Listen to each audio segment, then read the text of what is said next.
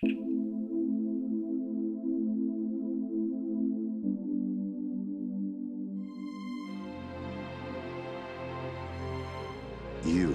are listening to the Tricorder transmissions.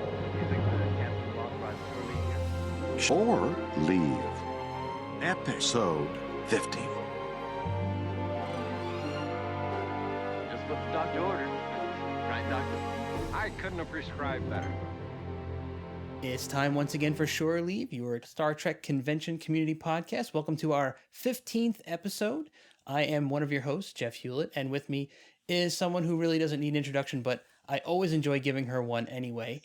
She's a lover of tacos, but strangely did not celebrate National Taco Day last week. I couldn't figure out why that was, but she didn't have a good reason. She's a driving force behind the letter writing campaign to make sure Tribbles make it into Star Trek Discovery. The wonderful Heather Barker's here. I can't stop laughing. Sorry. Hello, that was funny. So why didn't you celebrate National Taco Day, Heather? You're a big taco fan.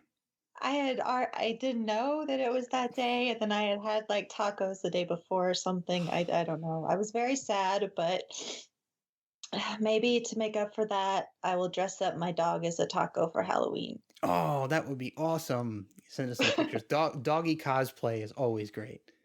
All right. Well, New York Comic Con took place last week here in the Northeast. I'm sure a lot of people know that. And several of our STLV friends were in attendance. Unfortunately, Heather and I were not. But two of them are here tonight to tell us about it. First is a newcomer to the show, someone who should be familiar to all of our STLV going listeners out there, Mr. Michael Nguyen. How are you, Mike? I am good. Thanks so much, Jeff and Heather. And I'm, like I said earlier, is a huge fan. So thanks so much for having me. It's so cool to interact with your voices. I'm just used to listening to you on my way to work, and now I'm getting to talk to you guys. It's so cool. Thank you. That's awesome. So I'm so glad to finally get you on the show. We've been talking about it for quite a while. I know you and Heather have been to many cons together. Totally. Yeah. I don't even know how many at this point. I'm sure many. And I we were just talking before we started recording that I remember seeing you in passing in a crowded hallway at Mission, New York a few weeks ago, and recognizing you but not being able to catch up with you. You were on your way somewhere and I was on my way somewhere, yeah. But our paths did cross. Yeah, just next time just throw something at me, like a program or something. Then okay. I'll know. But nope, I think I had some pins in my hand I could have thrown, but that might have injured you, so didn't want to go for that. And returning to Shore Leave for her second appearance, there's actually 2 shows in a row for her. Marina Kravchuk is back. Welcome back, Marina. Thank you for having me again. This is wonderful. I'm so glad to be back. It's like you're back by a popular demand. We had so many people say how much they loved you. So, that's wonderful. Thank you so much, everyone. So, New York Comic Con ran from Thursday, October 6th through Sunday, October 9th at the Javits Center up in Manhattan. Michael, did you attend all 4 days? I did. I was physically there all 4 days. I'll admit that, I think the first 2 days I kind of got a later start. And I just kind of realized that when I was, a couple of years ago, I would really want to be there at the very start of the convention and then literally until they kick you out. But I kind of decided, you know what, let's be well rested. Let's be well fed.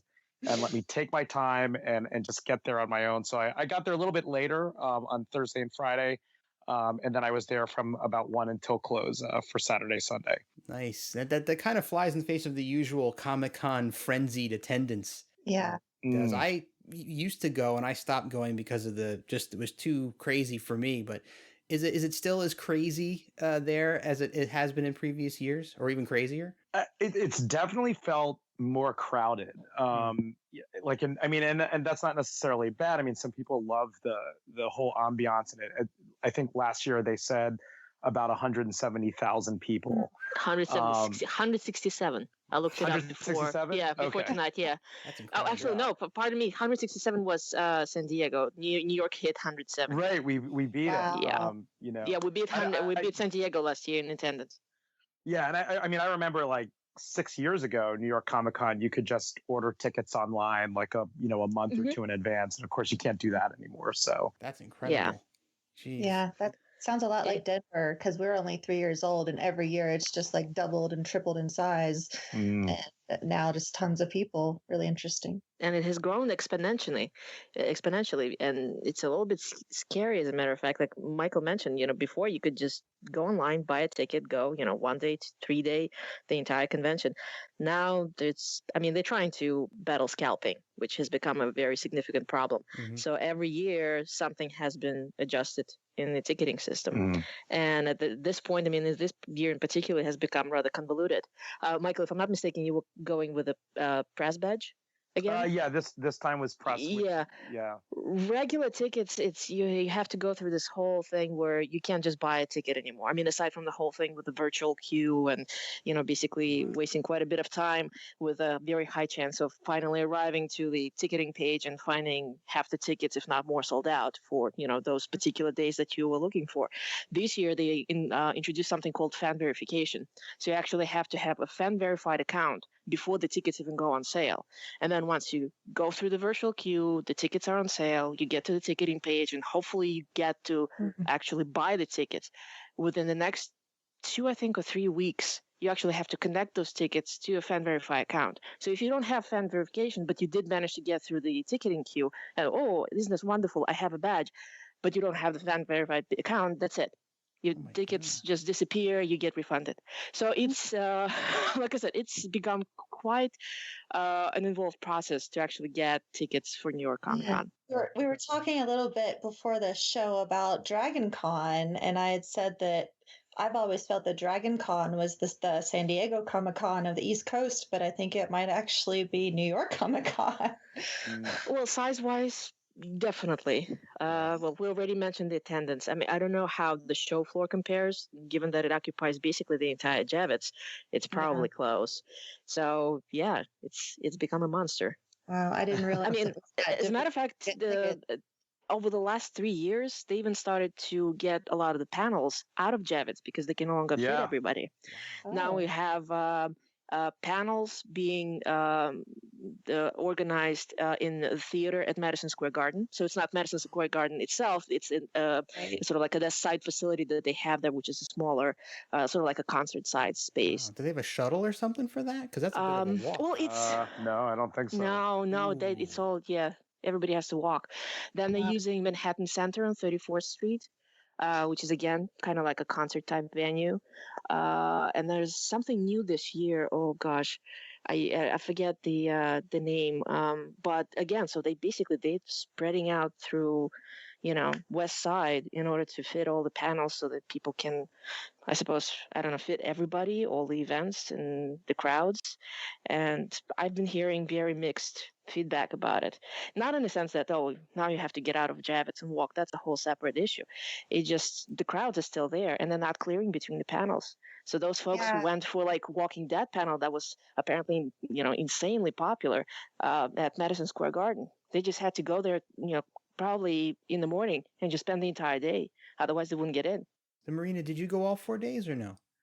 I don't know. I must admit that New York Comic Con is a little bit too much for me, so I usually just do 1 day, Saturday. Granted, it's the craziest day of all 4. I was going to say, but it tends to. It's like, okay, that's it. I got my New York Comic Con experience. It's enough. So being from Jersey, did you train in or did you drive or what? Basically, I usually, because it's a weekend and I only get 1 train per hour, so I usually actually drive closer. I park in Secaucus and then take the train from there in the city. At least all the lines go through there, so instead of 1 train, I get 4 and then drive back. So Michael, you were saying? Oh, no, I was just going to say there's also, all these conventions that we talk about have like kind of a different culture that accompanies it. So Dragon Con, a lot of fun parties and stuff. It seems like, I've not been there myself, so I don't want to sound like an authority or anything. And then, with Vegas, we're enclosed in kind of like a fun biosphere of Trek for, a week. But New York Comic Con, I realized it's okay for me to come a little bit later because there are so many after parties and evening events that just not, I'm not going to be able to last if I get there right when the doors open at 10. And the convention actually advises you not to try and do that and to actually try and come like an hour after open. But, the other thing is like everyone thinks like, oh, it's so awesome that you live in New York. because it just must be a breeze for you to get to Comic-Con. And it's not impossible, of course, but it is about a 25 to 30-minute train ride one way.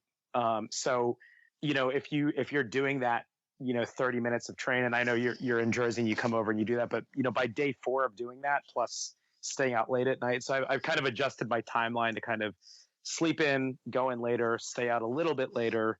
And then Uber has been a great thing that I only started using this year for some reason. So yeah, I heard that there were some subway issues over the weekend. Yeah. That left some people that had appearances at Comic-Con stuck underground 3 hours and whatnot. So Yeah, plus at some point there was a parade. So those folks who were going on Sunday had to really, really figure out logistics of getting to Javits. Otherwise, they'd be just stuck on the street. While we're on the subject of the cultures of the different conventions, I know the size of New York Comic Con, dwarfs STLV, but for anybody who's only attended Creation Trek cons, what are some of the other big differences that they could expect from going to a bigger con like New York Comic Con or San Diego? Well, I mean, I don't know. For me, I would guess, for one, I think like for anyone to enjoy anything, you have to be able to we all have a starting point from where we come from with our experiences. But if we only hold our new experiences against that, it can be hard to kind of have a good time, I guess. So you kind of have to go into it with a different mindset. And I would also recommend like people go, kind of have an idea of what they're going for. So if you're going to shop, then go to shop. If you're going to catch up with friends, there is an area right next to the Starbucks where literally at any given moment, like there might be 100, 150 people who are doing nothing but photography and cosplay showing off and that kind of a thing, which is a really fun reunion area. And you kind of have to pick. And I think just pick those things that you enjoy and not cry about the stuff that you don't get to see, because you'll never get to see everything.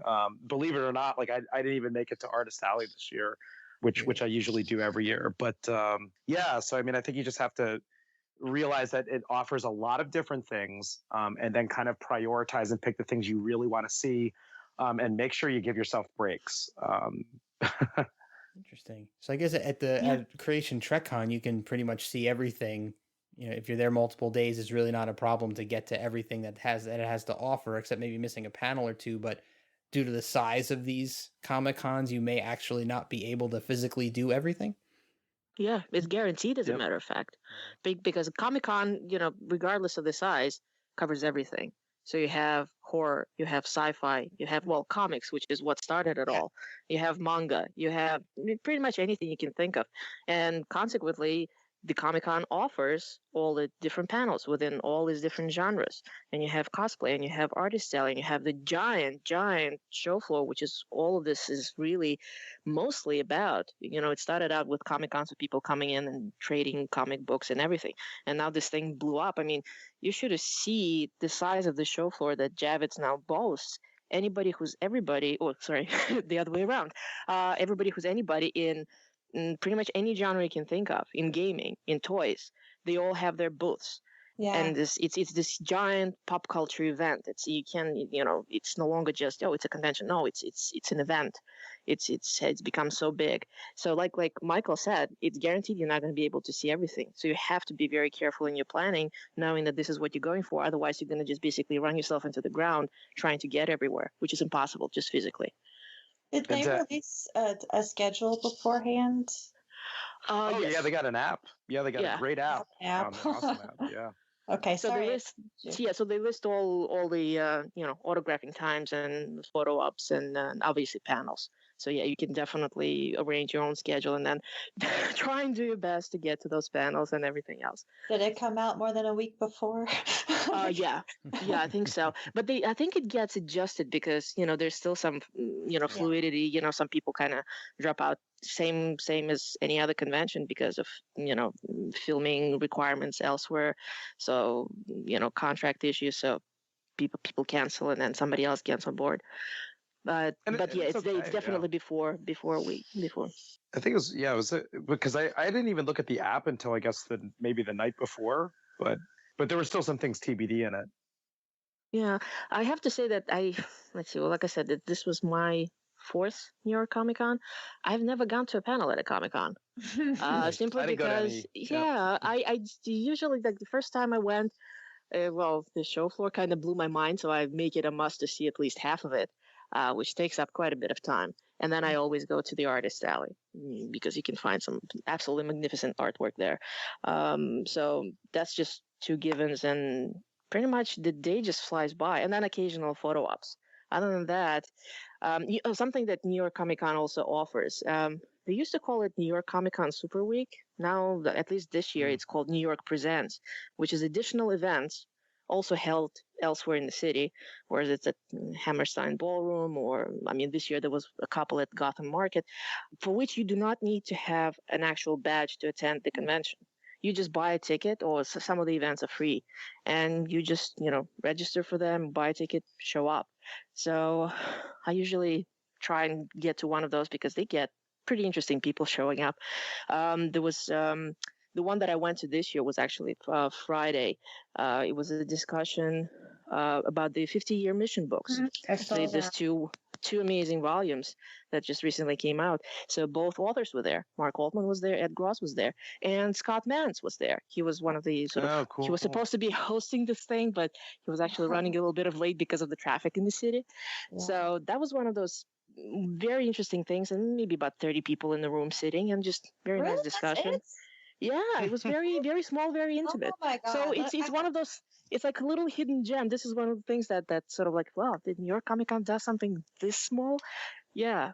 And then you have all those other huge things that you could be possible to get into. That just amazes me. I have to give a really quick shout out for that book because I just finished volume 1, and I mean it's a Bible. There's so much information about what happened, stuff that went on behind the scenes that even as Trek experts that we are, stuff I didn't know. They've done incredible job. Somebody actually asked them how long it took to do the research to actually put the book together, and it was almost 2 years. Yeah, Wow. I So believe that's basically going through, and pretty much, unless the person is gone, unfortunately, everybody else who's with us, thankfully, the interviews are new. So it's not Yeah. like the stuff that you necessarily It's a already saw in mix. the magazine. Yeah. It's a mix of everything, and they've got Mhm. some people that you're kind of like, oh, why is that person in here every now and then? Yeah, There are highly a recommend. couple of things that came up that it kind of made me laugh, but I suppose that it happens in publishing. And I'm sure if you go to like reviews and somebody's going to say, oh, they misspelled the word here, or somebody's name is wrong. Apparently they picked up when the book was almost ready to be, well, actually printed, go to print, published, whatever it's called. They found, issues that, something was indeed, misprinted, or the wrong name was used. And they sent a list of corrections to whoever, to editors, and it just fell through the cracks. So those things never got corrected. So they both authors are aware that they even know which mistakes are in the books, and they were never corrected. What are you going to do? So if you come across something that you know for sure that's wrong, chances are it's one of those things that fell through the cracks with publishers. There are some things here and there that I find shocking.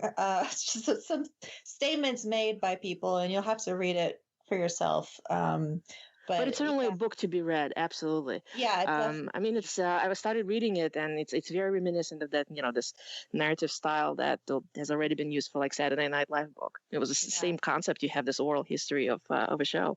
Yeah, highly recommend. 2 volumes, everybody. Both out there. So, Michael, I heard you kind of saying you didn't go to any panels either. No, but it's actually okay. Like, I don't want people to think that like, oh, we can't see everything, it's not going to be a good con. Like, I had a great time, and I saw no panels. I unfortunately didn't get to Artist Alley. I did not make it to every booth on the floor, but I still had fun. Really, just kind of catching up with friends and seeing all the cool cosplays and stuff like that, and organizing some group photos. So that's kind of what I spent the majority of my time doing, with doing some interviews and stuff like that. But it was okay. Like, I don't want people to think like, oh, like, well, if I don't get to see everything, it must be terrible. And there's actually a husband and wife that I'm friends with in the neighborhood, and the wife is really into costuming. The husband, he was telling me, I really want to shop and I want to see the exhibits. So he was like, she kind of does her thing with the costuming, and I go and do the exhibits. And and that's okay, So sometimes even friends and even couples will split up for the day and kind of do what they like to do and reconvene and kind of have a get together in the evening. So, we talked about how, Comic-Con is a mix of all different genres, but, since we're focused on Trek, I have to ask about what sort of Trek stuff was represented there at New York Comic-Con. Any Discovery, Star Trek Beyond, 50th anniversary stuff that you guys saw? Mm-hmm. Yeah, I had a list of primarily Trek booths that I wanted to go to pick up, a few collectibles and things. And I managed to get to pretty much all of them except for one, and that was the Star Trek Beyond booth, which was not so much about collectibles. It was just, a thing advertising the movie. And they had, for instance, they had a photo op. They had a captain's chair. You sit down, take a phaser, and then they take a picture of you. And then they had another one, which basically photoshops your face into a Star Trek Beyond poster between Captain Kirk and Jayla. So I thought, this is marvelous. I want that. And I get there, and the line is 2 hours long. Ooh. That's what the gentleman who was one of the staffers for the booth said. He's like, yeah, we'll be having a lot of interest in this. I'm like, well, small wonder. And then, once you get out of the whole, whether you take a picture or whatever, they actually would give you, the live long and prosper shaped, foam hand and I think a pin or something. So it wasn't so much about like, oh, they're selling something that's related to the movie, but it was just an advertising gimmick. So, and it was apparently very, very popular. The things that were exclusive actually for New York Comic Con, and I don't know, they must sell it at some point. Anova's booth premiered those wonderful patches. The USS Franklin patch, which is gorgeous, by the way, the 50th anniversary patch, and just Star Trek Federation from the recent movie. Same thing, just a nice round patch. So I actually got all three. I think the 50th anniversary, they just started selling online. Everything else, I don't know when it's going to be there. Well, something that's Trek related. I don't know. You guys know about fan sets? Oh, yeah. The pins, Yes. the brand new. Oh, this is so addicting. Oh, my goodness. This is the third convention that I had seen this wonderful crew, and they just keep releasing brand new Star Trek pins. And it just going out. I mean, I must be at, I don't know, about maybe 30 pins by now between Vegas and now. Yeah. But it's wonderful. High quality, looks fantastic. And I mean, it's the pins of the characters and the pins of the ships. And it's just gorgeous. Nice. Did they have an exclusive for New York? Yes, they had, but not Trek related. So like San Diego had the three officers beaming out. It was very Trek. And then Vegas had, I think, the exclusive. The New York exclusive is actually a Batman, and it says New York 2016, and it's a Batman with a bat sign in the back. Yeah. But still, like I said, their Trek line is huge at this point. Check them out online. It's wonderful stuff. Yeah, it's great stuff. I literally just received a couple of days ago my Mission New York fan sets exclusive pin, which is the three guys in front of the Guardian. So that's right. Cool. Pretty impressive stuff. Thankfully they allowed me to order them because they were sold out by the time I got to the convention. Yeah. Yeah, if I recall, actually, I asked Lou at the booth, and he said they did not quite expect it. I mean, most of the pins were gone in the first hour of the show. Wow. Yeah, that's what he told me too when I got there on Saturday. He said, yeah, they were gone the first day, but fortunately they were taking reservations for a second run, but you had to actually be at the con to be able to order them. But they're really, really great guys, very accommodating. We're going to be getting them on shore leave very soon, actually, once their convention schedule lightens up a bit. Yeah, the next one that they're going to be at is Creations San Francisco convention, and they actually gave me a small sneak peek of the exclusive, and I'm not going to say what it is, but it's an absolutely beautiful pin. Marina, you're holding out my on us. God! Terrible. Yeah, so definitely be on the lookout for that, because that's a beautiful, beautiful. So they come up with the designs, and then they have the artists who actually put it together, and then once it gets approved by CBS, out it goes. And like I said, I'm just stunned. It's such incredible quality product that they put out there. It's beautiful. Definitely. And affordable. I bought several in Vegas, and they're just really cool. And now, that's my thing for STLV is collecting pins. I got so many pins just outside of the fan sets, different people that were giving them to me. And then we bought some from Danny at Shop LLAP. And so I've got 2 lanyards full of pins that I got at STLV this year. So pins are the new thing, and these are really awesome ones. Oh, and don't forget to mention, Heather, our cross geekery with our Disney pin collections as well. Yeah, no, we'll keep that quiet. So that's as far as like I said, the ANOVAs, the fan sets. IDW had that most recent, oh gosh, and I forget the name of the comic, of course, but it's the one that's based on J.K. Woodward's the cover, that beautiful spread that has all the characters on from all the series, and including JG movies. So, and it's split up in 3 bits, so you have 3 collectible covers. I wanted to get that because I only managed to get 1 comic that they had available at Las Vegas. At that point, the other 2 were not released yet. So, and then I wanted the entire set. Wonderful thing about just walking around the show floor is that you get to meet people. So you have artists, not necessarily the artists who would have a table at the artist alley selling their artwork, posters or lithographs of their artwork, whatever, or taking commissions, but just somebody who, I don't know, maybe they worked on a cartoon or something, and they would be just there for that between 11 and 12, come and meet whoever, or they would have writers. I met Christy Golden like that. I was just passing by the Titan Publishing, and they said, "Oh yeah, Christy Golden's here signing the books," and she wrote several wonderful Trek novels, and then she did I think some Star Wars, and right now she's doing Warcraft movies, movie-based stuff. So it's like it's right there. You're just passing through, and you can meet anybody. That's pretty cool. Michael, did you see anything Trek related that Marina didn't mention? I mean, there's the things I think we're used to seeing, like like the Stylin online folks that do the bathrobes and all the different kind of t-shirts and stuff like that, and pajamas. So that was pretty cool. It looked like they have some interesting flags, kind of like a blueprint of the Enterprise D, which kind of looked neat. And then I couldn't get to it, but the Rock Love Jewelry booth that was founded by my friend Allison that we got to meet at Mission New York. They have a lot of Trek jewelry that people love. I didn't get there this time around, so I don't know if that's what they were showcasing or something different. But they have a really cool Vulcan calligraphy necklace that was at Mission New York that I asked for Christmas. So maybe I'll get it. But yeah, their stuff is really awesome. Yeah, they had great stuff. And I mean, there was just kind of, it was really great to see, like, whenever you'd see someone in Star Trek costume, and it's kind of hard because I do a lot of different costumes. So like I only did Star Trek on Sunday, but I wanted to kind of stop to talk to everyone who was in a Star Trek costume. And I might be doing it in a Star Wars costume or Ghostbusters or something. So, but it was always like a nice, kind of Vegas reminder to see so many Star Trek fans out there too. And you saw a lot of Star Trek cosplay?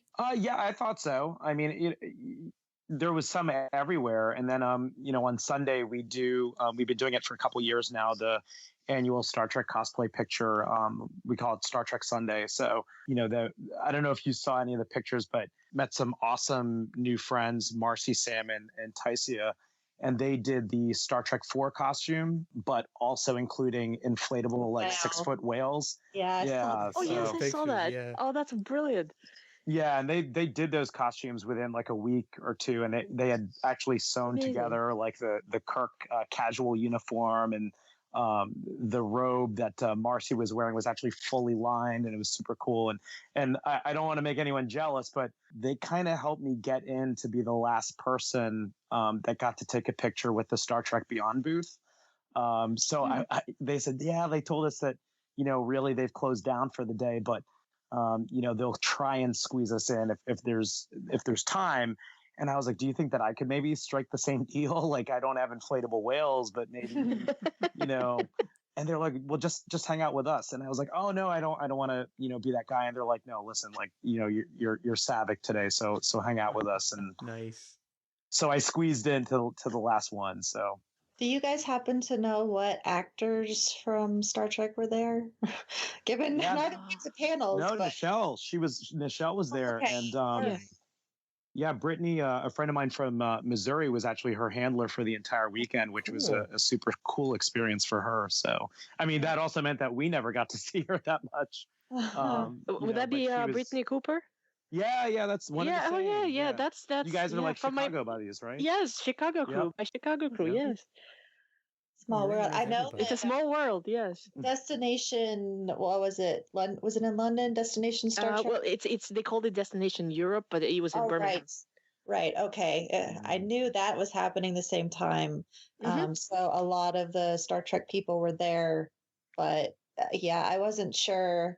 With the bigger Comic Cons, there doesn't seem to be as many Star Trek people, with the exception of Dragon Con. I know Garrett runs that.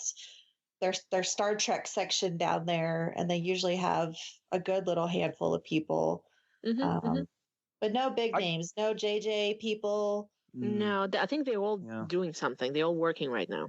Yeah. Or, I think even, since it's of course Reed Pop that runs both New York Comic Con and, Star Trek Mission New York. I wonder if they kind of like, let's pull out all the stops guest wise for Mission New Right. York. And then Right. let's, That could be, yeah, Yeah, that's they true. all- They were very close together time wise. Yeah. Yeah, but and at the same time, I mean, the all if you look at all the panels, it was all very much, to get exposure. It's all, there were several, well, those popular panels like Walking Dead and a few new folk who came in just to publicize. I mean, they weren't even doing autographing or signing, but you had a lot of people in the city. So I noticed something online.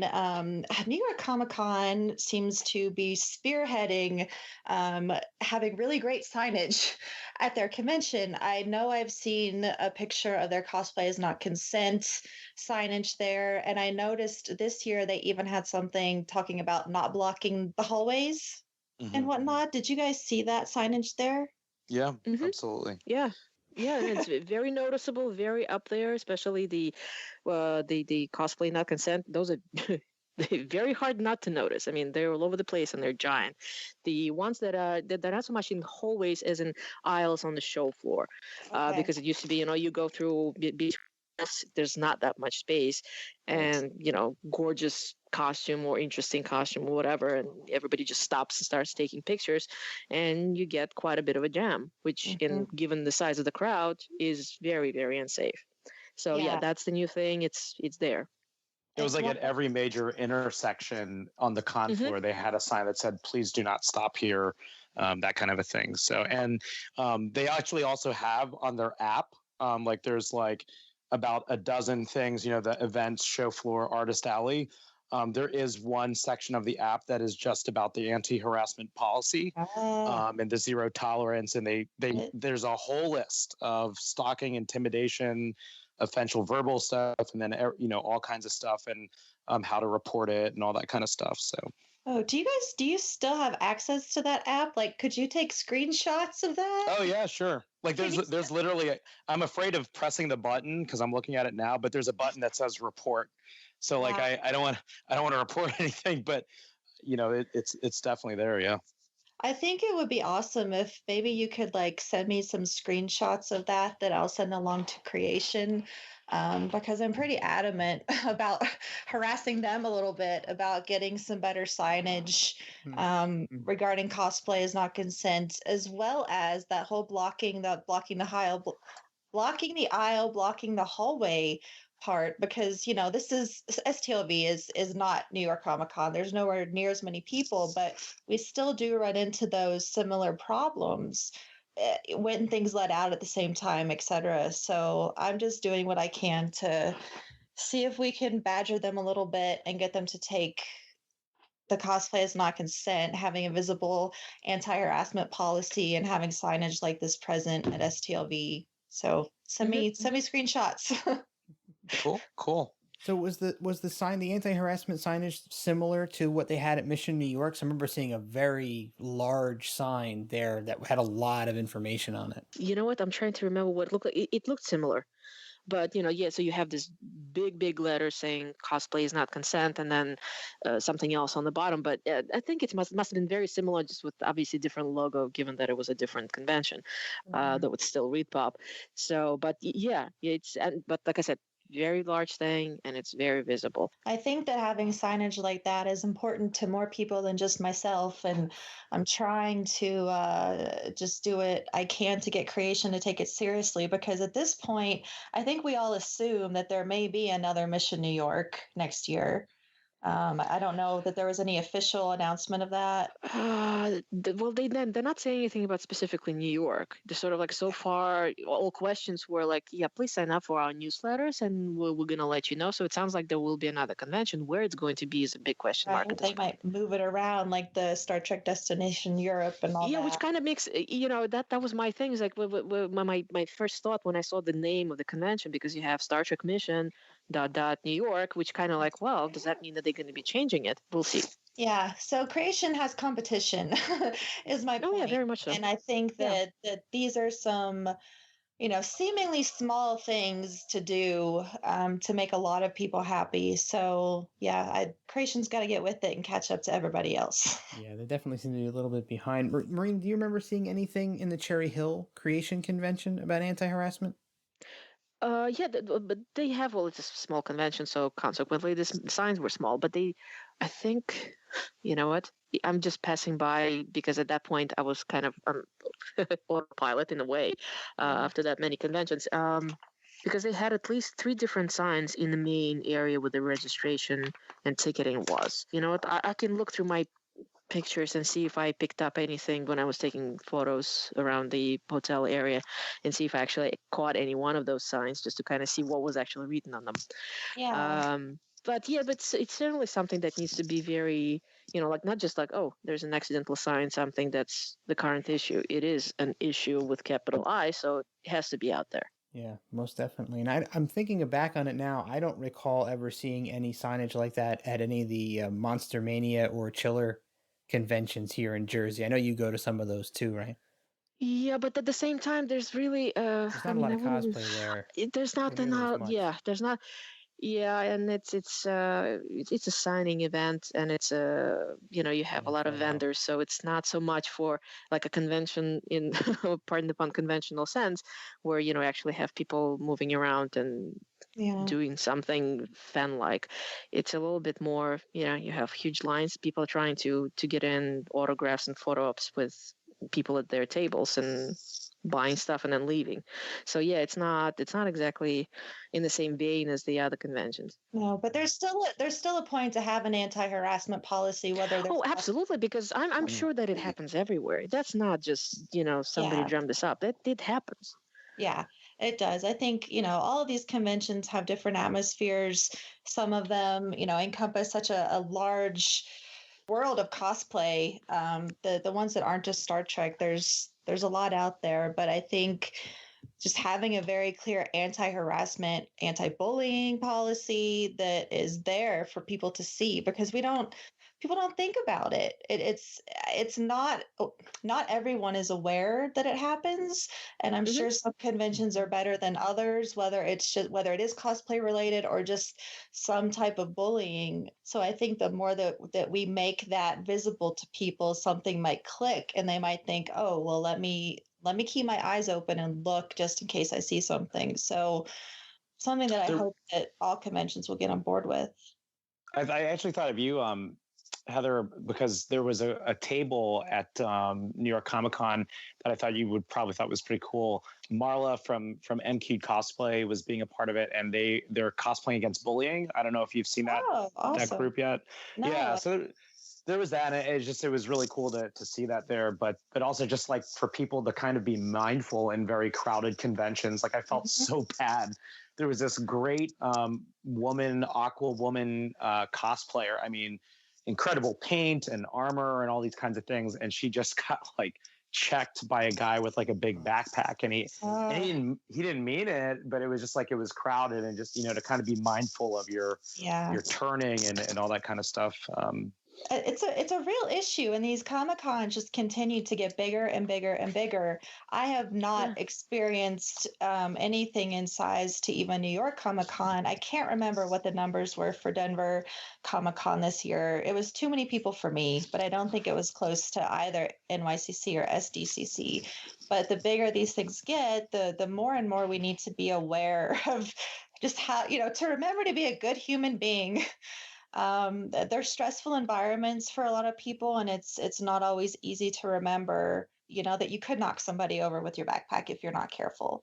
So Yeah, and it's not only backpack. I mean, sometimes you have very elaborate costumes with wings or It could be a proton pack. other attachments, and Yep. pretty much same deal. Yeah. Well, I'm glad to hear that, these big Comic Cons have the signage, and I just hope that some of the smaller ones follow suit. Yeah, so you guys both went to Mission, New York, and New York Comic Con. They're both hosted at the same venue. I know that the size was a little bit different between the two, but how do the two of them compare? I have to think about that. I mean, I guess obviously I love Trek focus for what it's because, having something regional, especially to New York, is so powerful. I mean, even just as a recruiting tool for like what we do with away teams or any of the other groups. I mean, it's just like finally there was something to kind of unify all the Trekkies. Whereas at New York Comic Con, to do that same thing, you actually have to put in a lot of work.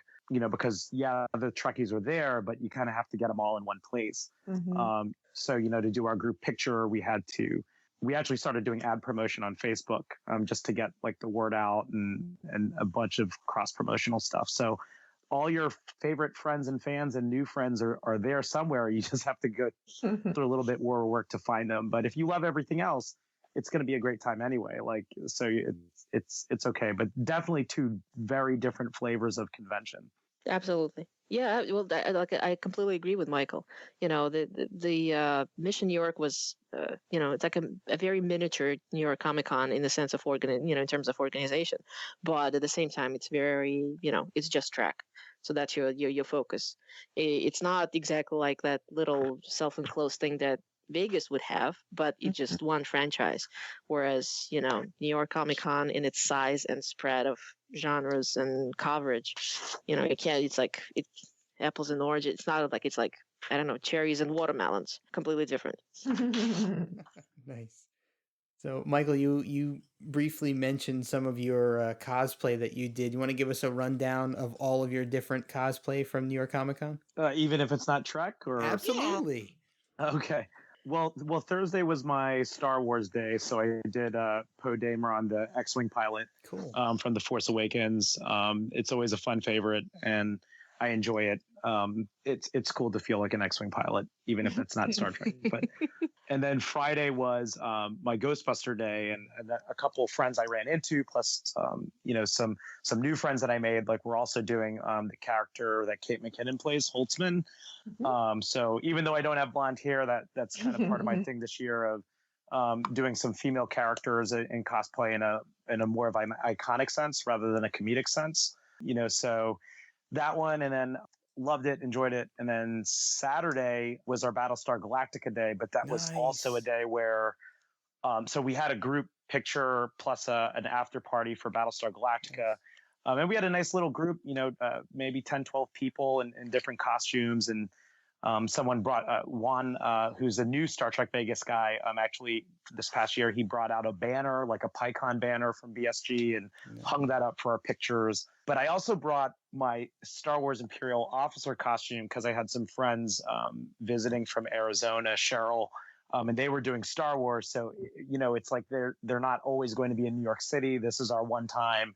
So let's get it done. So I literally had a backpack with a couple costumes in there. Wow. Plus a Star Trek 09 one to change into for the Star Trek meetup event they had that afternoon. So my shoulders were a little tired at the end of the day. And then Sunday was my Savick day. So that was a costume that a friend of mine had made for me.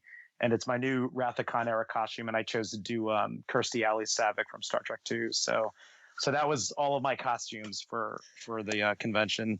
I have to ask about the ears because I saw the pictures. The ears looked unbelievable. How did you do that? I'm going to disappoint everyone.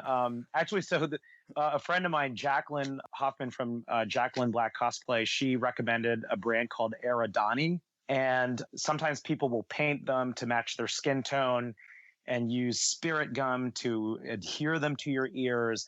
And then there's like a spirit gum cleaner.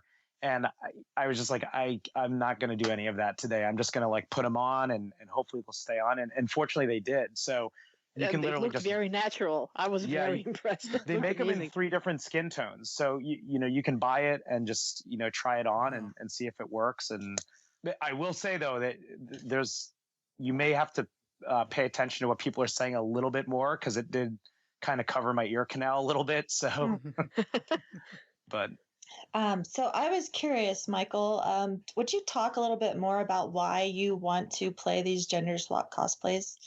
Yeah, I mean, I guess I think, a couple years ago, I only did Star Trek costumes, and I would only think of emulating, I guess, the kind of the characters that I identified with, whether it's like Commander Riker, and those are great characters, and I love them. And then I guess I kind of there's some I don't know what the right term is, gender bend or crossplay, but I saw some where like I have a lot of women friends who will dress up like male characters, and that's very normalized. And then I've also seen where when men cosplay female characters, it's more of a guy in a Sailor Moon costume with hairy legs and high heels and chest hair. And there's nothing wrong with that. I want to make that clear. Like, cosplay is artistic expression. So however you feel compelled to cosplay, like, that is totally your own voice. And no one should tell you otherwise. But I just thought that there was a little bit of a void in depicting these great, strong female characters in, like I said, like the iconic sense versus the comedic sense. And so it also kind of expands your horizon of who else you can cosplay. Yeah. So, that's kind of fun. So. Awesome. I appreciate you sharing, because one of our friends and previous guest, Gerardo, had mentioned that he wanted to do a gender swap cosplay at some point. And I think that the more that we do that, the more normal it will become. So I love that you do it, and thank you for doing that. Cool. Thanks for noticing. Yeah, no problem. So you had already mentioned a little bit ago the away missions. And I was interested in talking about that a little bit, because it seems to have expanded from perhaps one group into like 9 different away teams across the United States, at least. Want to talk a little bit about how you started doing those, how those came about? I think it was after Vegas in 2012. And it was such a rocking good time. Sadly, I actually did not know what the masquerade was at the time. So believe it or not, I just went to my room most nights, because I would ask people, where are you going? They'd say masquerade. And I was like, that sounds like some place out on the strip that would be hard to get to. And, so I didn't realize there's just like a bar right outside the elevator, but it was just such a rocking good time. And it just seemed kind of, as people would talk about post-convention blues and post-con depression, it just seemed like, wow, like, why would we want to have to wait a year, or months to kind of have any taste of that again? So 3 years ago, it was myself and 4 other friends. I think it was a Sunday or Saturday night, and it was super quiet night in this bar, O'Looney's, which has become our, Marina knows I'm like there all the time. That's like my living room. But, it's the best place. It looks awesome. I can't wait to go. Yeah, you need to. You guys would be our guests of honor. Absolutely. And that kind of became our place to go. And it was myself, Genesis, her boyfriend, Anaïd Similjan, who's another Vegas person, and then Darlene Marie. And it was 5 people 3 years ago. And that grew. And then at the holiday one, we had like maybe 15 people, and it continued to grow. And I tried to help some friends get the similar concept started. And our first one that we did, we tried to synchronize it so that the group in Utah and the group in San Francisco and Los Angeles could all do it at the same time, like across the country. And then we FaceTimed each other. So, I mean, you couldn't really hear, but, we're in our bars and in our costumes and waving at each other and stuff. And so, different cities, there are different challenges in different cities. I will say that. Yeah. People don't understand sometimes that it can take 1 hour to travel 4 miles in New York City. It's true. Whereas it can take, maybe 15 minutes to travel 10 miles in another city. And all those things are unique. And there's different types of communities. Like, some prefer to do more sit down dinner style things. I think here in New York, and Marina is like a veteran of away teams. She's come to so many. Yeah. And it wouldn't be possible it's without, the best because it's very convenient. I live in New Jersey, but I work in the city. So that's it. I'm done with the work day. Just walk over to Times Square, and that's it. You can just relax, talk track, and have fun. Yeah. And so they're basically organized via social media, I assume, like Facebook, Twitter. Right. Facebook. I mean, actually, Lisa Marie in Chicago, I think, does hers through meetup.com. and Andrea Murphy, who's one of like the community coordinator and developers for meetup.com, she actually helped organize the one at New York Comic Con. Like they ran meetups for different fan groups in a room, and so different places do it differently. But the only thing that I tell people is that it is something that takes time and patience. Yeah. So it's like if there's only 3 people that RSVP, then you go and you rock it, and you take pictures to make everybody feel like they missed out. And the next time there'll be 5, and their friends tell their friends, and so on and so on. So, but I could talk about that for hours. So I don't want to talk your guys' ear off about it. But I know I asked like earlier it might have been last month. I don't know. I asked you sometime about the different groups. And so it looks like we've got like 9 groups that are kind of officially away teams: an LA away team, Golden Gate away team, the OC away team, Napa. So lots in California, Napa Valley, the Utah one, Texas Trekkies, right. The DC one, the NYC one, and then the Rockies one, which I was a member of for a while and wound up leaving because it was one of those groups that nobody really spearheaded. So that's one thing I think that when you want to do this, if you're going to do it yourself, if you're going to start one up, just be aware. Like you've got to be proactive and spearhead the event if there's not one already happening, or find a friend that wants to, because it does take a great deal of organization to get them started. We have the Star Trek, I guess the official Star Trek clubs, but the ones that are named after ships. Do you guys, do they have those up around there? Like it'll be the USS Minor, USS Pegasus. We have quite a few. I mean, there are several ships in the area that are part of Starfleet International, which is the largest official organization, or not official, but an actual organization. There are quite a few independents. There are what's the name? Fleet 31. That's Fleet a separate 31. Organization. Yeah. And then independents. I know our mutual friend Ed. He's running USS Growler. Yeah. That's a completely, they just by themselves. That's an independent club group, whatever you call it, USS Growler. So quite a few. As a matter of fact, a lot of our get-togethers, it's a it's a nexus. New York City. Yeah, it's a New York City away team, but it's also USS Growler, and it's it's actually a station, the one that's Darlene. Starbase. Yes, that's the one that Darlene Marie does. Yes, so it's like a little bit of everything. And then the Iwo Jima too, yeah. Yes. I think that the Starfleet International clubs, like you can go to, you can Google Starfleet International and go there, and then it will tell you what clubs are in your vicinity. And then I guess otherwise, like with these smaller away teams, we can just go on Facebook and look up like LA away team, Golden Gate away team, etc. to find those. Yeah, and I mean, I'm more than happy. Like, there's an article, kind of a how-to that I did for Trek Movie a while ago, but I'm more than happy to like kind of coach help, like in any way that I can, if somebody wants to do it, to put something together. And I went with the concept of away team because I didn't want to take away from what people are already doing great, like with all the ships and everything. Yeah. And I wanted it to actually have a much more relaxed kind of a feel. So like. There wouldn't be any hierarchy. Typically, captains are not supposed to be parts of away teams, so that's not really like a position that we'd be fighting over, arm wrestling for or anything.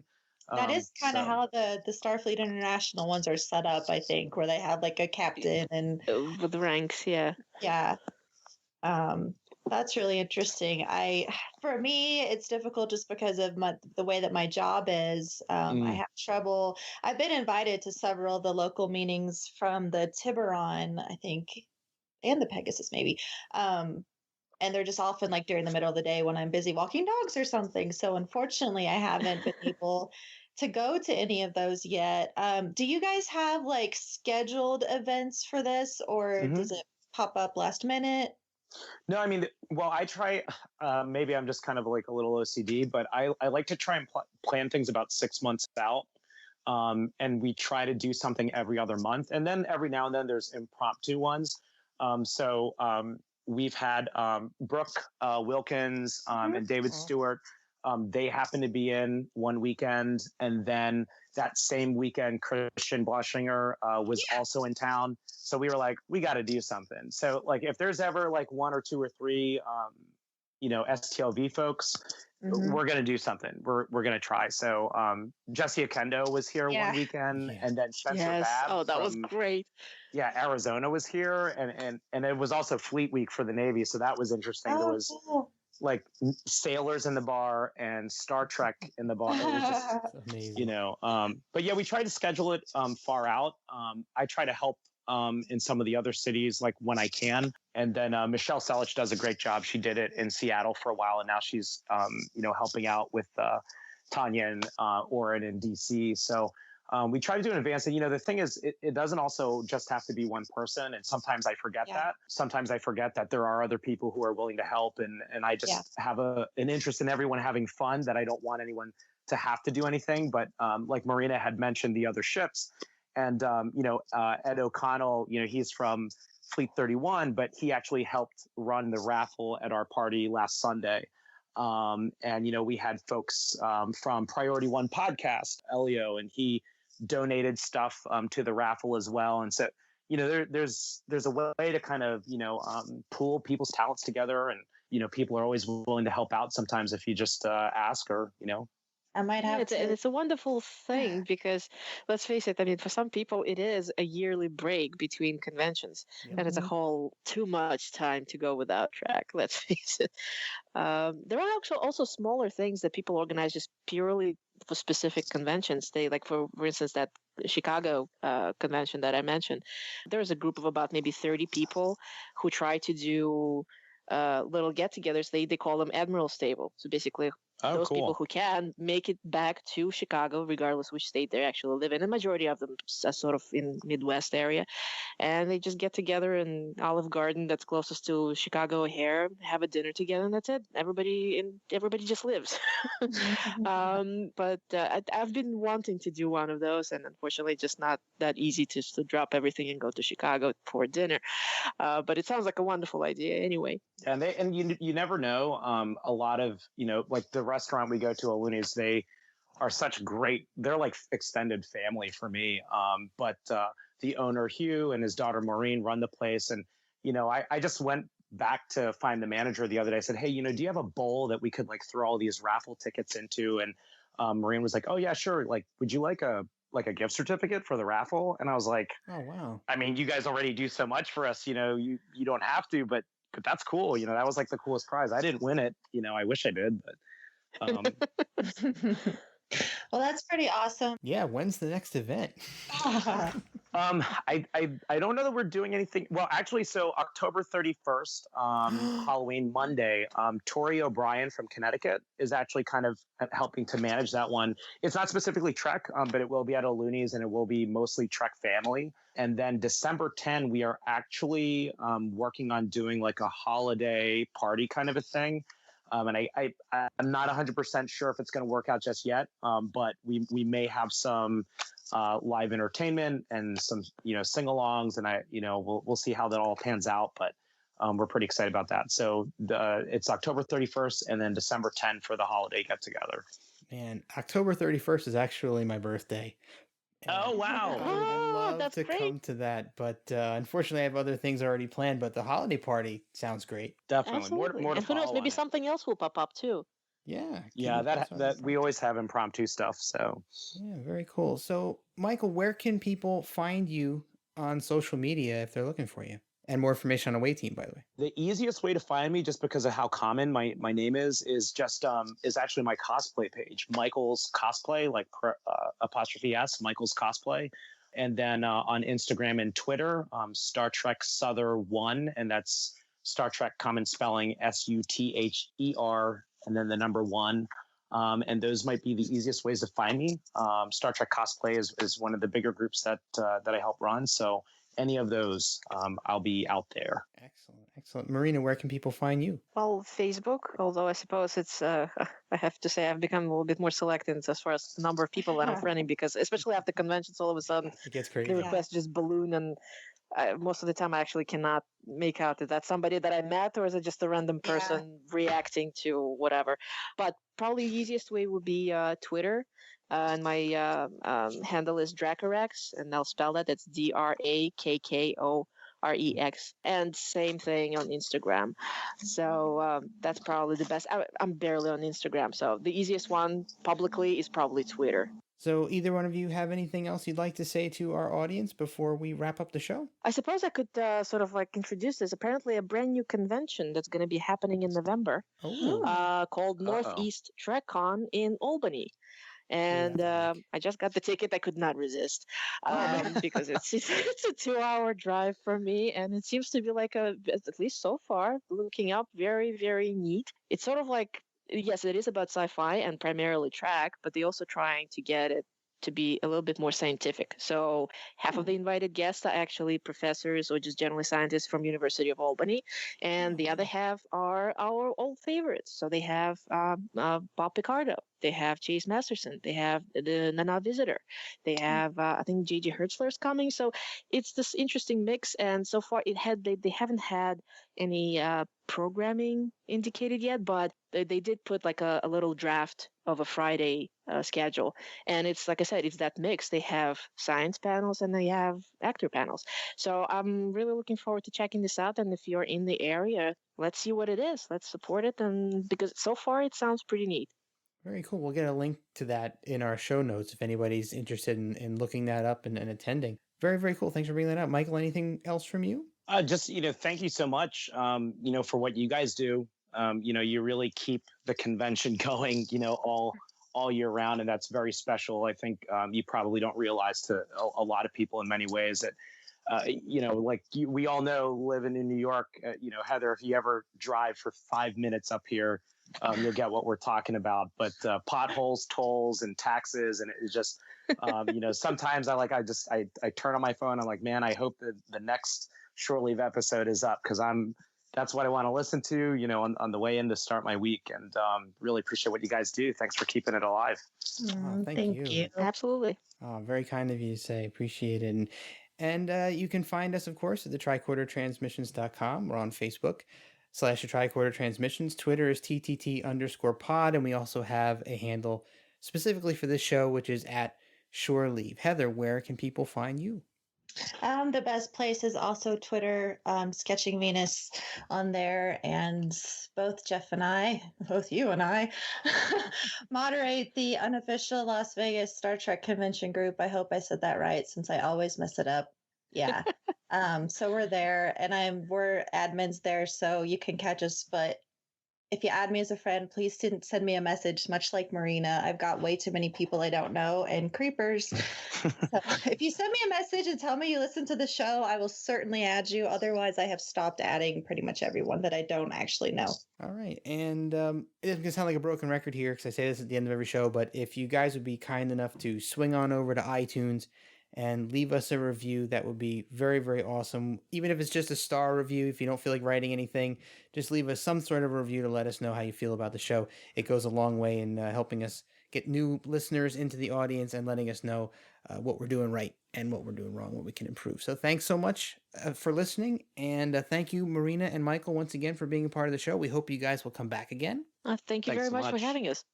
Thanks. Right. And we'll see you guys on the next episode of the Tricorder Transmissions.